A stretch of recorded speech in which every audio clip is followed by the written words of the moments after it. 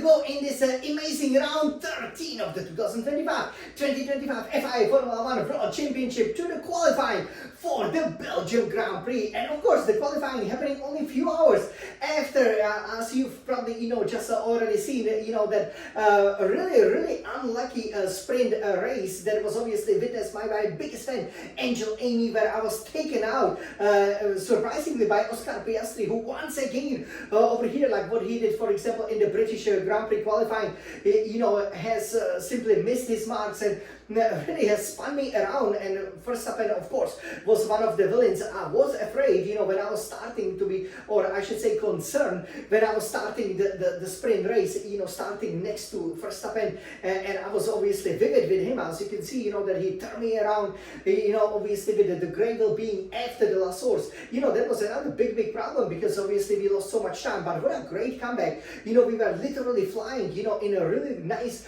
beautiful, sunny, warm conditions to recover to amazing P3, to get our 11th podium, the sprint podium of our career, and to keep it 3 out of 3 out of the sprint races. So great recovery, but obviously we missed out on the chance to be perfect in the sprint championship. So on the other hand, or paradoxically, it was actually good that I kind of inadvertently collided. We didn't collide directly with each other, but through a proxy, that crazy McLaren of Piastri. It was actually good that we collided, because Verstappen didn't get any points. I've gotten 6. So actually, this is really good for my drivers' championship. But for the sprint championship, I just maintained the lead by 1 point from Norris. But now I'm leading by 25 points from Verstappen. So heading over here into the qualifying, I was really determined to once again put it on a pole position, which of course would have been the amazing 12th pole position over here of the season, my 81st overall, but only 3rd here for the Belgian Grand Prix. So we knew that the weather was again gonna play havoc, and I think we can tell you how exactly it went first before we take a look at our fastest lap. So qualifying 1, could prove to be one of the decisive moments in the championship, because obviously it was raining. So we went out on the intermediates, but really the track started drying out. But what you didn't have, for example, was that the DRS, right? But I did notice, for example, that while we were improving and only Norris was marginally ahead of us and we were ahead of Verstappen, for example, we did notice that the track was pretty much dry out. So we then jump into the pits. We have the 3 fresh sets of the soft tires. We bolted them in, but then it was really just that one lap that mattered. You couldn't afford any mistake, just like in sprint qualifying 1. And surprisingly, Norris and Verstappen did not even get their lap in. They just stayed in the pits with the intermediates. So when I easily, with obviously over a minute to spare, crossed the start finish line and then started the lap and really reeled in, took out pretty much 10 seconds to go into the P1 from what was actually P19, even though I haven't really seen it, because I was concentrating very hard on making sure that once again I get out of the Q1. This really reminded me of the last year, the Chinese Grand Prix sprint weekend, when both the sprint qualifying and the qualifying were like this interchangeable conditions, and where it caught us out here. I think the key is always to be out here. We have 18 minutes for qualifying 1. We did a fantastic job, obviously always being there on the right tire. So we then vaulted from P19 to P1, but obviously not in such a tight fashion like in a sprint qualifying 1. But it's meant that Verstappen will start 20th, and obviously he's our main rival. So with Norris, who's on form, winning the last sprint and the Grand Prix, also in P19, these two played completely wrong, and we then qualified relatively easily, and we did the time, I think it was 1:45.4, and then we did 1:44.2, to easily advance from qualifying 2 to qualifying 3. But then it really started raining, and I did it pretty much to the perfection, but sometimes you really gotta be even quicker, because it started raining, right? But so that meant that the best conditions that you had to go at the beginning of qualifying 3, because if you didn't, that was pretty much game over for you. Why? Because then, the track would simply get dumb, too wet, and you would be like 5 to 10 seconds slower. So we put in our final fresh, the only remaining fresh of the soft tires, and we went immediately, just I think with 11:30 minutes to go. And we did a good job. We even overtook one of the Mercedes who was almost stationary heading into the La Source. Into the Eau Rouge. That was quite a hairy moment, but it really meant like we really wanted to just go fast over here. Maybe didn't get the perfect preparation there, but I was using a lot of battery at the beginning because I could already see, as you will see over here, the rain getting harder and harder, right? All of a sudden, you had a couple of drops there, on the monocoque, also a few of the drops going through the helmet, through your visor, and the first sector was perfect, but then exiting the Lecombe, it kind of just like during the Italian Grand Prix qualifying, I've made a little mistake. This time I didn't outbrake myself. I simply went in a fifth gear. I should have really downshifted to the fourth gear, because then I would have gotten through the corner. There wasn't optimal grip, and it meant that I've gotten the same thing that happened in Japan during the Suzuka Grand Prix when I actually went off and hit the wall, was that I bottomed out on that very, very high curve, exiting like the Lecombe, and basically had to lift off, and that actually cost me over a second. I couldn't believe it, but then when I went on the next lap, where obviously the track was already quite wet, but still, just during that sector I made over half a second, so massive amounts of time lost. But then the rest of the lap was okay. Once again though, before Blanchi mode, we didn't have the overtake mode anymore, so that was another reason why in the end we crossed the line, had the fastest lap, and as you will see obviously also from the cockpit of the SF1000 T818 Formula 1 Racing Simulator, I was like, yes, it is a pole position, but let's hope it will stay like that. The car started going through, and then my illustrious 7-time world champion, remember this track is pretty much the background of the home backyard, we should say, of another 7-time champion, Michael Schumacher, who's won that 7th title over here, and of course Hamilton delivered a lap that was a 10 quicker to take the pole away from us. So if we look at it, 16 overall qualifyings, and now it's the third one that we didn't get. So we will start again from the front row. This is actually our fourth front row start here for the Belgian Grand Prix. It will be our second start from the second place. I think we have the ultimate pace to win, but ultimately that little error was very important, because then the track would be a couple of seconds slower, and even though I tried very hard, I was pretty much the only one who would still recharge the battery, go ahead, try to go. There was simply no way to improve. So over here on our Scuderia Ferrari Red Retina iMac, we will, I'm really disappointed, that after 6 straight Formula 1 Grand Prix pole positions, that run comes to the end. But hey, we are still on an amazing run of always being here on the front row, and we never qualified lower than 4th. So, that's absolutely important, because we can always start from the front, and I think that will be critical, because tomorrow obviously the race will be beautiful and sunny, and we should be flying. So let's take a look at it. I will let you enjoy it. You know what to look for. You will see, where I made a couple of mistakes, but overall just unlucky, that I bottomed up on that high curve, because otherwise I would be celebrating, and it would be actually a very comfortable pole position. So over here, let me turn it around, and let's take a look at it in the 4K 60 resolution. Okay, so over here. Alright, so we're pretty much ready for it. Okay. And let's take a look at it. So over here you can see our wonderful, wonderful setup. Okay, and yeah, this time, for the first time since the Miami Sprint Grand Prix weekend, as we are chasing that elusive 5th Formula 1 World Drivers' Championship for Scuderia Ferrari, we will not be here on pole position for the Grand Prix proper, and once again, it is in the changeable conditions. So here, I'm just exiting the bus stop chicane, and this is the P2 for the Belgian Grand Prix. Bayern, the Smiling Sun champion!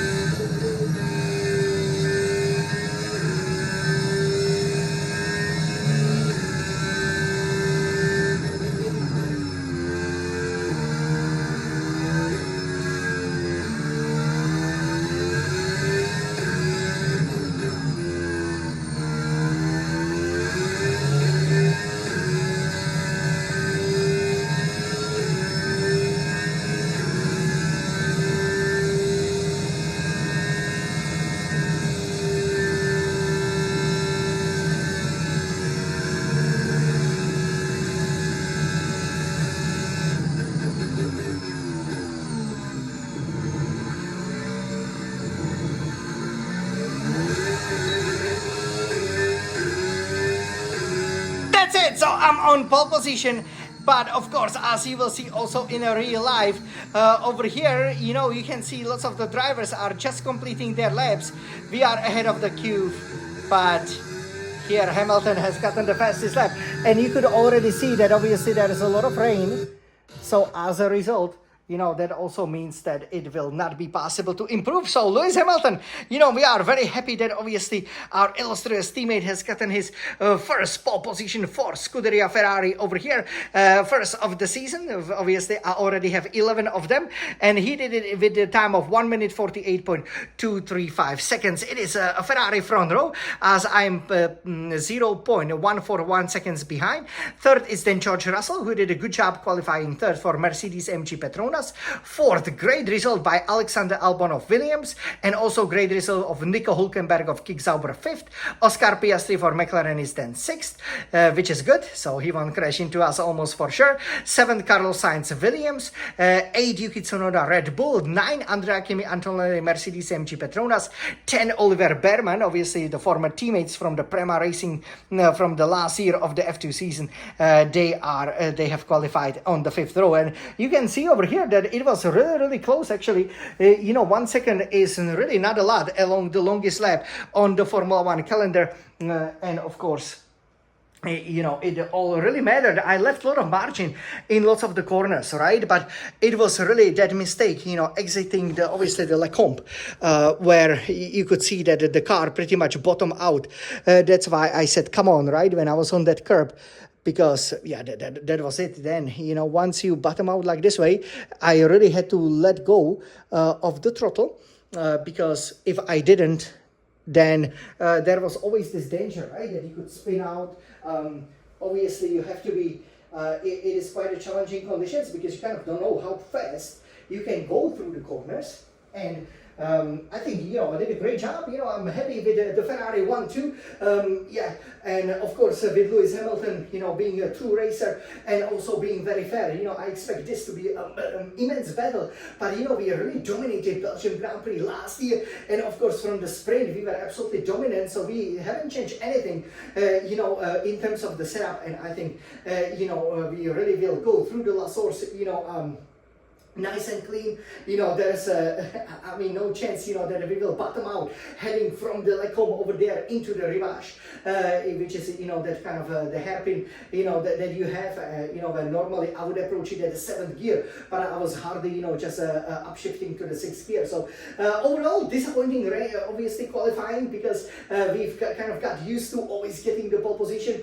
We definitely did have the ultimate pace, so definitely opportunity lost. Could have gotten our 81st pole position the 3rd year at the Spa-Francorchamps circuit. We didn't, but what really matters is tomorrow, and especially with our main championship rival being 20th. Imagine if we were first. I mean, you know, that's really amazing, because now we have one race distance, you know, between, you know, and that's the difference between me and him. But now it could be 2 race distance. So this is absolutely brilliant opportunity. I will be going for it. The interesting thing is that obviously we don't have any set of the fresh soft tires left.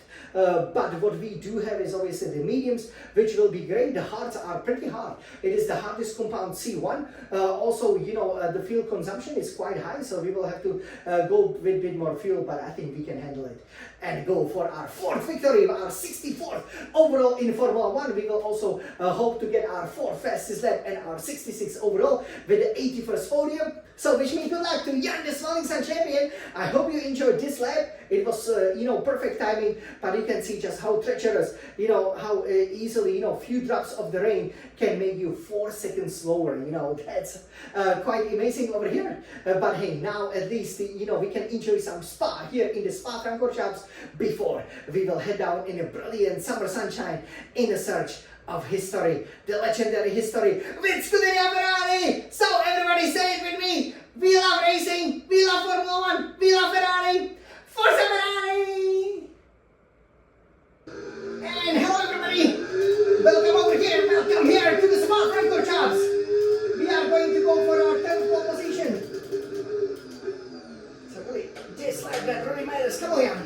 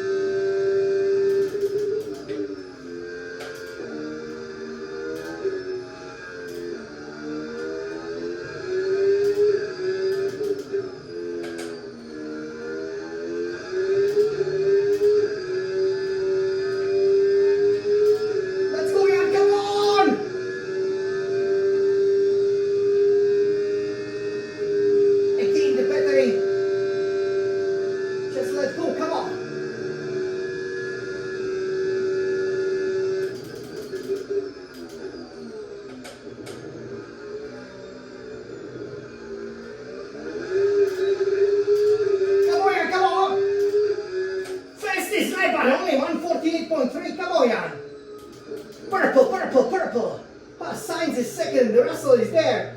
Please, can we hold on to that pole position? No, Hamilton just beaten us. 10, 9, 8, 7, 6, 5, 4, 3, 2, 1. It's too fast. It's a Ferrari pole position, but for Lewis Hamilton, not for Jan Lucia. Oh my God, look what happened over there. Welcome here to this Belgium Spa-Francorchamps. As of course I'll qualify, for the second time, second for the race. So this will be my fourth start from obviously the front row of the grid, but it won't be from the pole position because by 0.141 seconds, Lewis Hamilton has taken away another kind of a trophy that I'm kind of chasing over here. Which is the pole position trophy, and yeah, congratulations to him. He's done a good lap, and yeah, that pretty much ends our run over here of amazing pole position ever since the Miami Grand Prix, believe it or not. Yeah, so we were on a run of brilliant 6 pole positions, plus of course with the sprint qualifying that was 7. Could have gone for the 8 again, which would equal in terms of the outright poles that you can get. Guys like Ayrton Senna, obviously the late hero, but yeah, it didn't work out over here, and I pretty much only have myself to blame because I think we timed it really well. Very quickly we got out of the garage, and I was actually pretty pleased with the way obviously we approached the qualifying 3. In the qualifying 1, we lost to one of the informed driver, Lando Norris, who has won the last British Grand Prix and the sprint here. Inexplicably, he and Verstappen, they didn't change, to the soft tires, so that's great. They will start 19th and 20th. Kind of a similar thing could have happened to me in the sprint qualifying, right? So, Verstappen obviously being the main title challenger.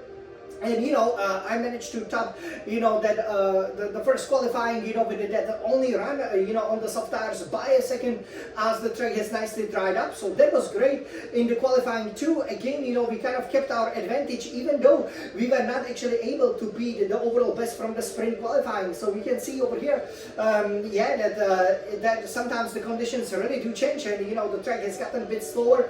What a pity again that we were not able to get it in the qualifying 3, but it was pretty much only that first run, right? So everybody came out very early, and I thought I had a good lap, purple, but Hamilton was able to get it, especially in the middle sector there. There was again a bit more water. I was maybe a bit too cautious, but especially the real problem was as I was exiting the Malmedy, I got stuck on that kind of the curb, which the car, which made the car bottom out, right? So on the exit, and that was easily half a second over there. Otherwise I would have been actually, I think, comfortably on pole position, which I really should have been over here for this race, and that would have made everything much easier. That would be our 81st pole, 3rd pole position here as it goes. I obviously qualified on the pole position 2 times last year, and back in 2016 and in 2017, and of course now second.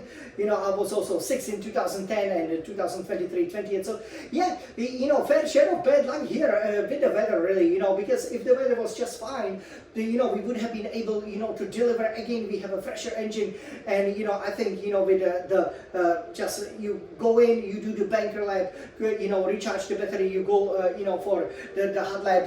That's really the way to go. And it was funny, again, I ran out of the battery, even though that wasn't the main reason why I didn't get the pole position.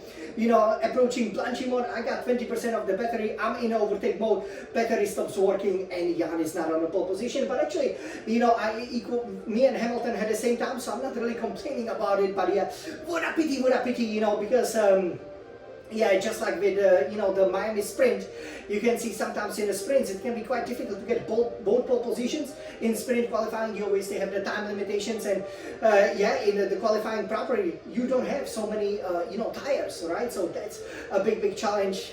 Yeah, we will see for the race obviously what will happen. So this is not a great great result, but again, it's a Ferrari 1-2, so that's great that Hamilton is there, and actually for the championship, this is looking really, really good. So we will see.